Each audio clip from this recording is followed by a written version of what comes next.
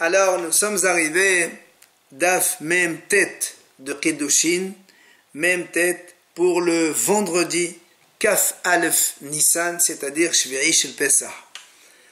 Il nous restait les deux dernières lignes de Memchet Amud Bet, Memchet Amud Bet. Amar Abaye. Il a dit Abaye, Rabbi Shimon, Belaban Shimon Ben Gamliel, Belabel Azar, Kullihu Svilalhu Emakom Hulo. Rappelons, on a vu dans notre Mishnah que si un homme dit à une femme, avec un dinar de Zahav, après il se trouve que c'était un kesef, ou le contraire, il a dit je suis pauvre, elle est riche, etc.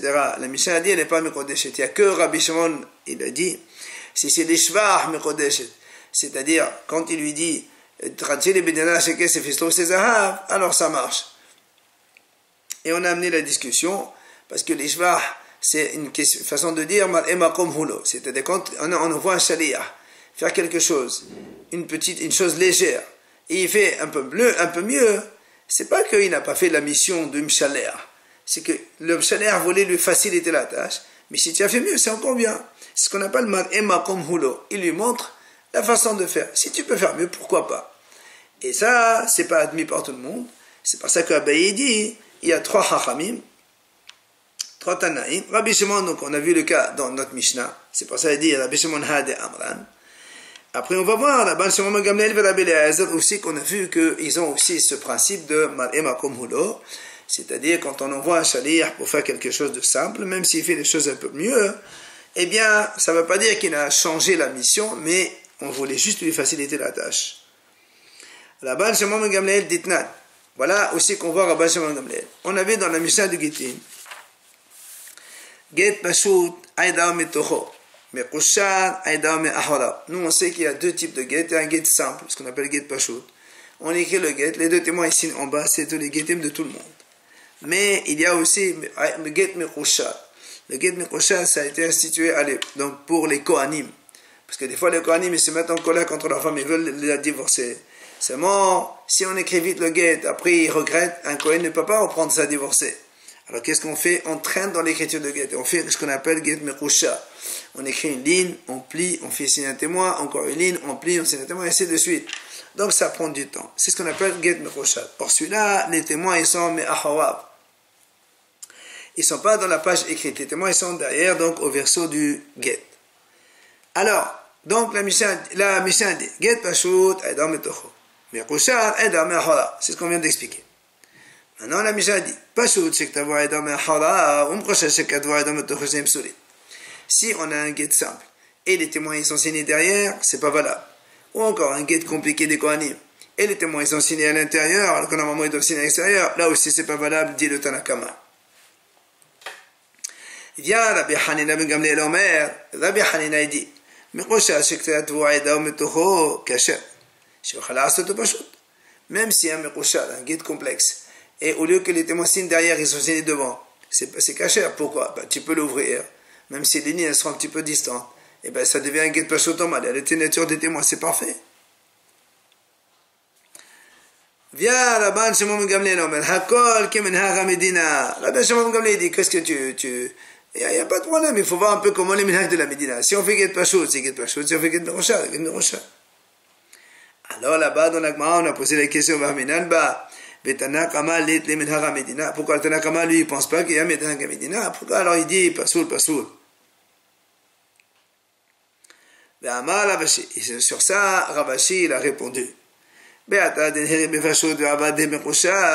Si on est dans une ville où on a l'habitude de faire Get Pashut, et lui, il a fait un Mekusha, ou le contraire, on est dans une ville où on fait que le Mekusha, et lui, il a fait un Get Pashut, c'est normal que tout le monde est d'accord que ça ne marche pas. Si je te me demande de faire ça et tu fais autre chose, alors que le ministre de la ville il fait comme ça et tu fais autre chose, c'est sûr que c'est pas valable. Alors c'est quoi la mahlok? La mahlok de Tanakama et Rabbi Hanina, Rabban Shimon Gamliel, c'est Be'ata deniri ben bepashut ben mekusha. On part dans une ville, on fait les deux. Et le mari il dit à Shaliach, Avili pashut, va me faire un get pashut. Et il est parti, il a fait un mekusha, un complexe. Alors, moi, sabar tfida. Le Tanakama il dit non, puisque je t'ai dit ça, tu as fait autre chose, je suis marpite, je ne suis pas d'accord. Et au mois de Sabbat, c'est là où on voit Rabbi Shimon ben Gamliel il dit, quand il a dit qu'il Medina, ça veut dire, moi, comme lui, il a dit, fais pas shoot.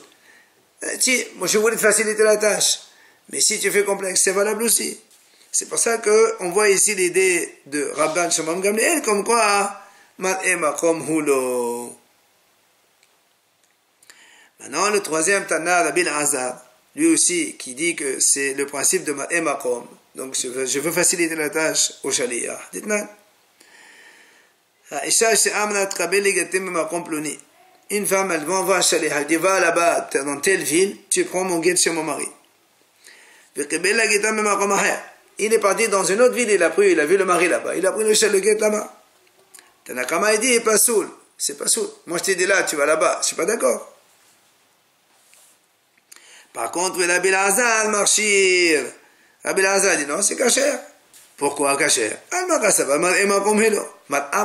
Ici, c'est la femme qui l'envoie. En fait, elle lui dit là-bas, parce qu'elle pense que c'est plus facile et que son mari était là-bas. Maintenant, il l'a trouvé dans un autre endroit, tant mieux. Et donc là aussi, c'est l'avis des trois Tanaïm. Rabbi Shimon dans notre Mishnah, Rabbi Shimon Gamliel qu'on vient de voir, et Rabbi Lazar de suite qu'on vient de voir son avis. Amar, il vient là, il donne une nuance. Mahloket b'shevach mamon. Aval b'shevach yohasin, devait kol ena mekodeshet. Il dit là, en vérité, la mahloket entre Rabbi Shimon dans notre Mishnah et le Tanakama, quand on a dit, il a dit et kachili, avec un verre de vin, il s'est trouvé du miel, ou je suis pauvre, il était riche, ou riche il est pauvre, ou un dinar sahab, dinar kesef, etc. Ça, c'est uniquement b'shevach mamon. Quand est-ce que Rabbi Shimon, il a dit que si le mari, il l'a trompé, mais à son avantage de la femme. Rabbi Shimon, il est holek, il dit ça marche, seulement b'shevach mamon. C'est quand il y a un avantage pécuniaire, de l'argent en plus. Là, la femme, elle accepte. Rabbi Shimon, il dit. Aval b'shevach yohasin, devait la kolen am kodesh. Mais si c'est shevach yohasin, c'est-à-dire les généalogies, il dit, moi, je suis quelqu'un de bien, ou Kohen, ou Lévi, etc., etc. Là, même Rabbi Shimon, il est d'accord que si le monsieur, il a trompé sa femme à l'avantage de la femme, par exemple, il dit, moi je suis un simple, mais il faut dire que c'est un Kohen, et bien même Rabbi Shimon, il est d'accord qu'ena me kodeshet ma'etama. Pourquoi? Mais ça n'a dera mekanai la barina. Je veux pas, la Gemara dit, une femme, elle peut dire, moi je veux pas avoir une chaussure plus grande que mon pied. Je veux donc à ma hauteur. Donc elle pourrait refuser, et Rabbi Shimon aussi, il est d'accord. D'ailleurs, Tanya Nami Achi, la Gemara ramène ici une braïta qui appuie cela. Modèle Rabbi Shimon. Rabbi Shimon est d'accord.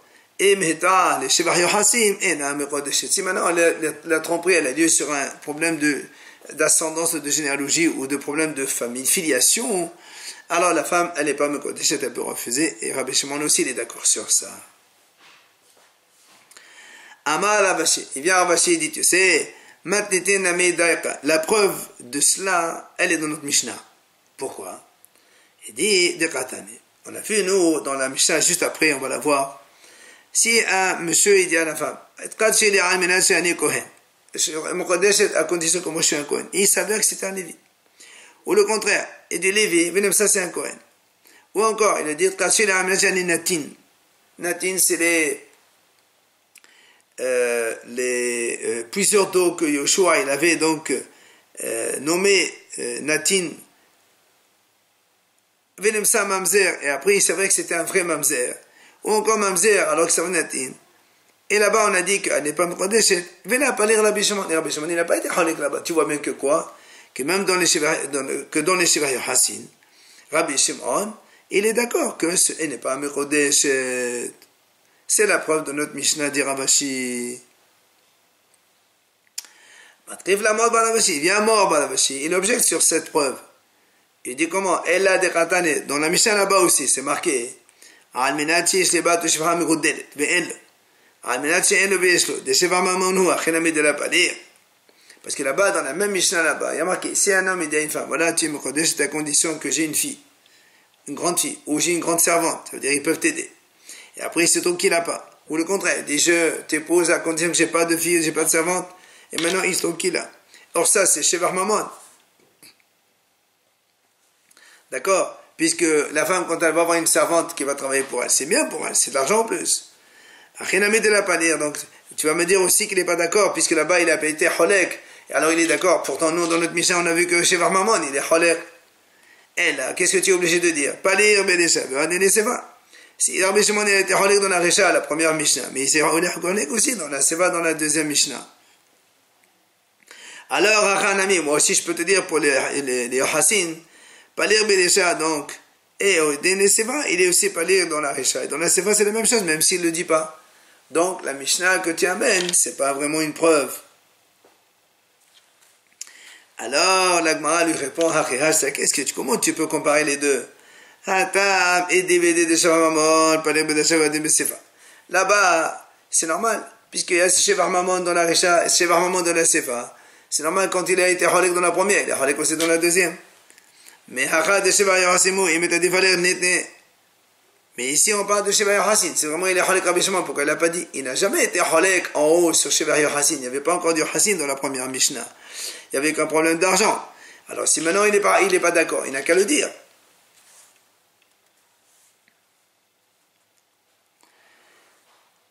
Alors, la Gemara amène une autre réponse, je peux te répondre autrement.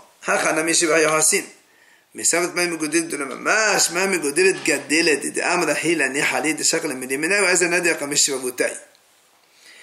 En vérité, je peux te dire que là aussi on parle de Shiva Yochassin, c'est pas Shiva Maman. Et pourtant, il y a marqué godelet, c'est quoi une grande servante? C'est pas une grande servante de taille ou d'âge, comme quoi elle peut travailler, elle fait gagner de l'argent. C'est pas ça, c'est pas de la mamash. Mais godelet, ça veut dire gadelet. C'est une femme importante. Ça veut dire qu'une femme, elle est écoutée. Alors la femme qui va apprendre les Kiddushin, quand il dit, moi, je n'ai pas une shifra importante, et elle se trouve avec une shifra importante, elle peut dire, moi, je ne suis pas d'accord. Cette femme-là qui est importante, puisqu'elle a écouté des voisins, elle va raconter ce qui se passe à la maison, et les autres, ils vont la croire. Alors, je ne suis pas d'accord, et donc ça aussi, c'est Shevar Yochassin.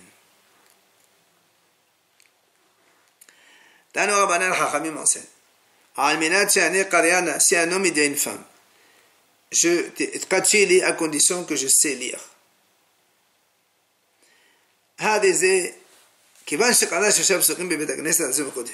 Puisqu'il lit 3 psukim dans la synagogue, alors elle est Mekodesh. Rabbi Yehuda dit non, pas seulement qu'il lise, il faut qu'il lise et qu'il sache traduire aussi. La Gemara dit comment il va traduire un peu comme il veut.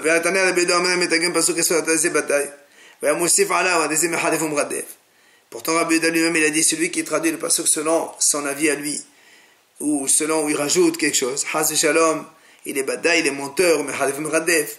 Donc on ne peut pas traduire n'importe comment. Et la Targum Didan. Le Targum, la traduction dont on veut ici parler, c'est le Targum Onkelos. Donc il faut qu'il sache lire et être Metargum, c'est 3 psukim.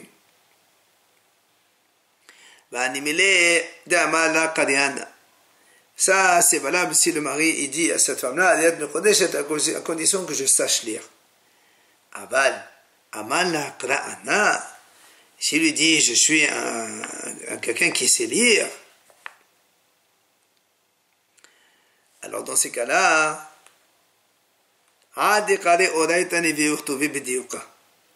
il faut qu'il sache lire la Torah Nevi'im et Ketuvim avec précision.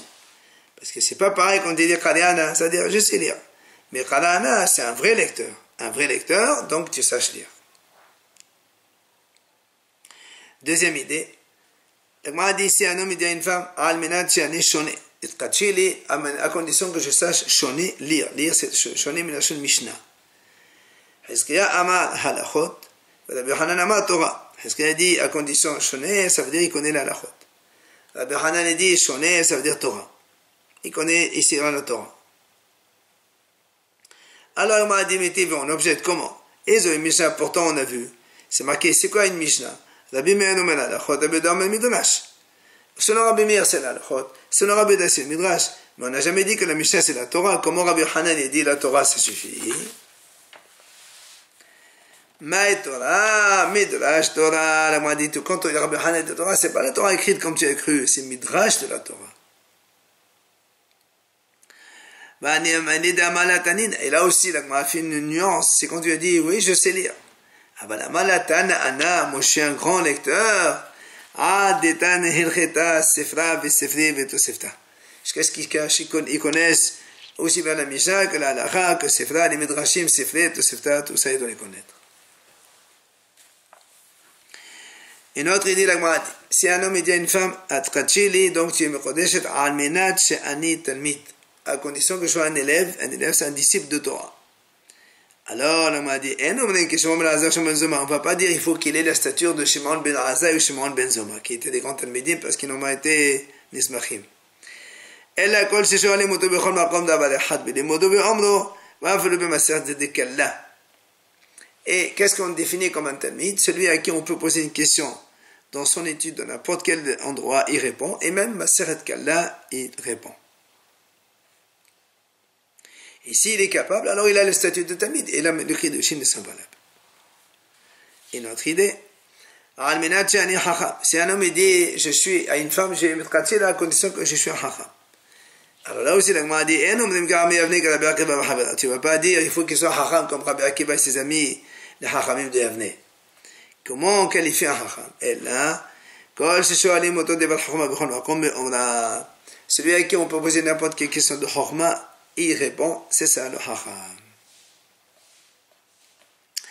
Une autre idée, un homme dit à une femme, tu es Mekodeshet à condition que je suis gibor, un homme fort. Alors là aussi, un homme qui va venir Benir Ben Sedroya, tu vas pas dire fort, ça veut dire il faut qu'il soit comme Avner Benir le soldat, donc le chef d'armée de Shaoul, ou Yoab Ben Sedroya, le chef d'armée de David, qui étaient des hommes hyper puissants. Et là, qu'est-ce qu'on appelle un homme fort? Tout simplement quelqu'un dont les autres, ils ont peur de lui tellement il est fort. Un homme dit à une femme, je te mets à condition que je suis un homme riche. On ne va pas dire riche, il faut qu'il soit comme Rabbi Azab al-Hassom. Là-bas, la Gemara raconte que son père lui a laissé 1000 bateaux dans la mer et Ochnerdan et 1000 villes dans la Yabashar, tellement il était riche. Ou encore Rabbi Azab al-Azaria, que la Gemara raconte que quand il faisait le maaser de son troupeau, il y avait 12 000 veaux. Donc un Ashir, c'est pas se comparer à ces deux-là. Et là, tout celui dans sa ville, il est mechubad, il est honoré pour sa richesse.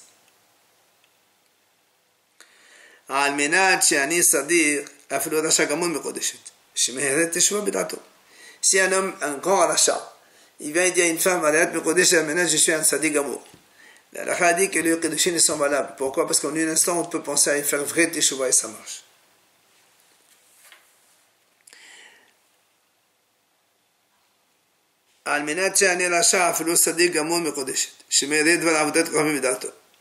Si maintenant il est un grand tzaddik, il dit à une femme, à condition que je suis un grand rachat. Là aussi, l'agma a dit le kedushin ne sont valables. Pourquoi? Parce qu'en un instant, on peut faire de la hamahashavet avodazara et on devient un grand rachat.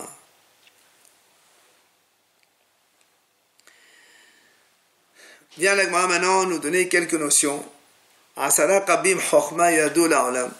Il y a 10 mesures de sagesse sont descendues dans le monde. 9 parts, c'est la terre d'Israël qui les a prises, et une part pour le monde entier. 10 mesures de beauté sont descendues dans le monde. 9 mesures, c'est Yerushalayim qui les a prises, la ville de Yerushalayim. Et l'autre, la 10e part, c'est tout le monde entier qui se l'est divisé. 10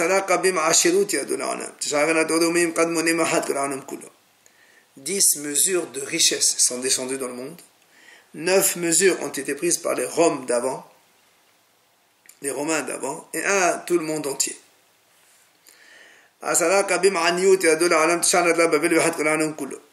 Il y a aussi 10 mesures de pauvreté qui sont dessus dans le monde.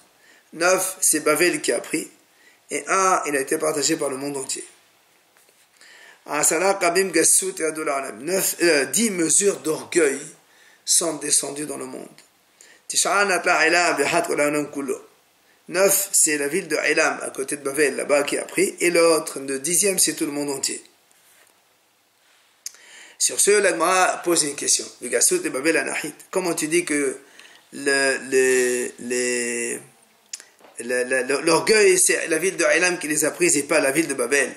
Pourtant, en active, c'est marqué dans le passo. J'ai élevé mes yeux et j'ai vu.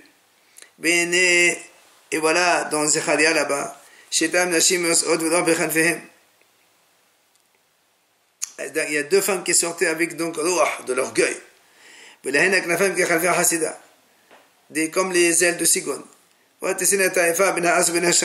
portait donc cette mesure de orgueil entre la terre et le ciel. J'ai posé la question au malach, où c'est qu'elles amènent ça? Et il m'a dit, c'est pour construire une maison dans la ville de Shina'a. Et Rabbi Hanan, il a expliqué ce passage qu'il a dit,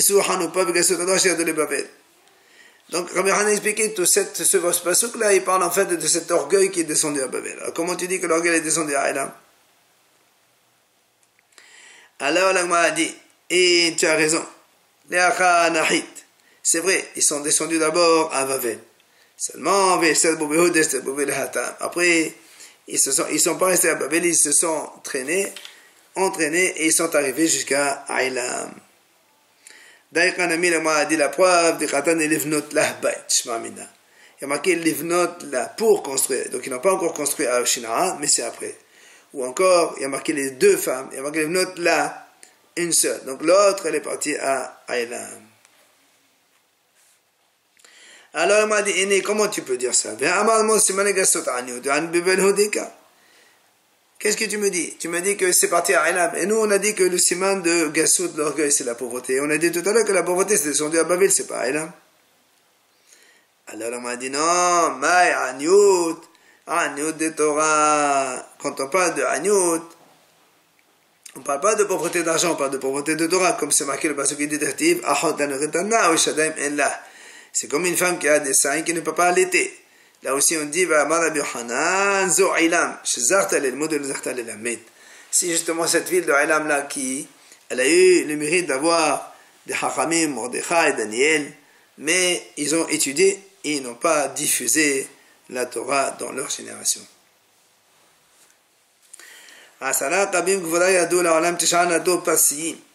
Il dit il y a 10 mesures de force, de puissance et sont descendues dans le monde.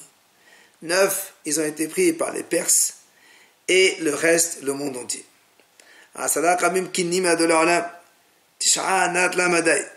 Il y a 10 mesures de poux qui sont descendues dans le monde. 9, ils sont tombés à Madaï, et le 1, il est dans le monde entier. Il y a donc 10 mesures de sorcellerie qui sont descendues dans le monde. 9, c'est l'Égypte qui a pris. Et le 10e, il a été réparti dans le monde entier.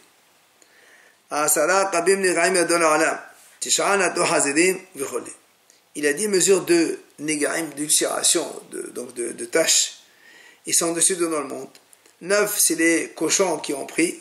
Et le 10e, réparti dans le monde entier. Il y a 10 mesures de znout, de relations interdites, qui sont descendues dans le monde. 9, c'est les villes arabes qui ont pris, et le 10e, il est réparti dans le monde entier.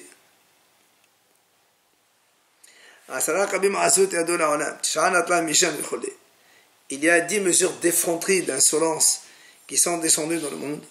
9, ils ont été prises par Mishan, et l'autre, le 10e, réparti dans le monde.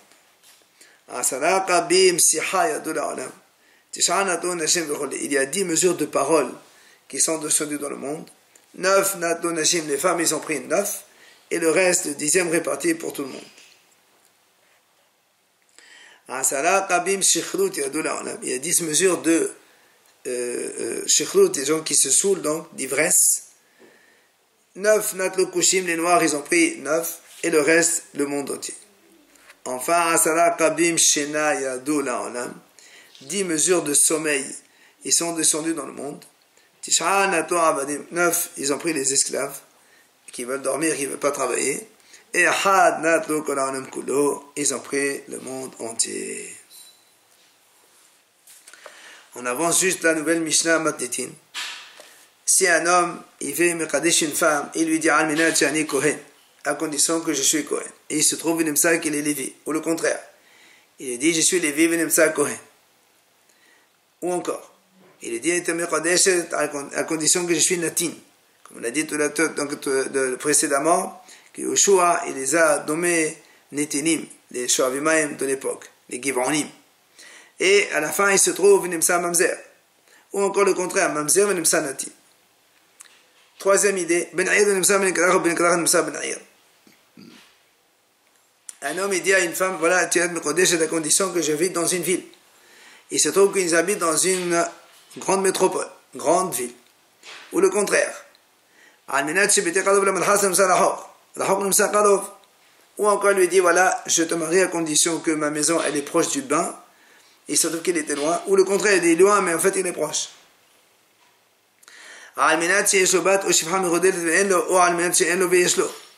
Soit il lui dit, voilà, c'est la condition que j'ai une fille grande ou une servante grande pour t'aider. À la fin, c'est vrai qu'il n'y a pas. Ou le contraire, il lui dit, je n'ai pas de grande fille ni de servante grande, et il se trouve qu'il a.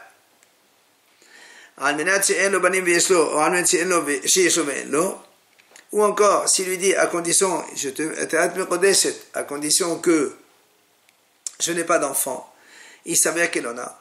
Ou le contraire, il dit, à condition que j'ai des enfants, il se trouve qu'il n'en a pas. Dans tout cela, les Kiddushin sont nuls. Ils ne sont pas valables. Il y a tromperie, et la femme, donc, elle n'est pas Mekodeshet. Et la Mishnah, elle continue. Ufulam, dans tous ces cas-là.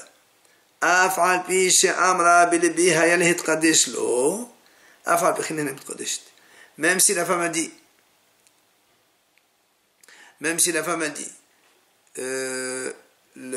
je suis d'accord, même s'il ne me l'a pas dit, je suis d'accord avec ça, eh bien, même si le tnaï n'est pas réalisé, je veux me marier avec lui quand même. Sur le premier, elle n'est pas Mekodeshet, les Kedushin, ils ne sont pas valables parce qu'il ne lui a pas dit ça ouvertement au moment où il a fait les Kedushin. Et la Mishnah conclut, la même chose si c'est la femme qui a trompé le mari. Par exemple, il dit, tu me redéchètes parce que tu es comme ça et surtout qu'elle est autrement. Eh bien, tous ces tnaïms-là qui n'existent et qu'on a parlé dans l'homme, ils sont les mêmes pour la femme. Si la femme elle a trompé le mari, dans ces conditions-là, les Kedushin ne sont pas valables.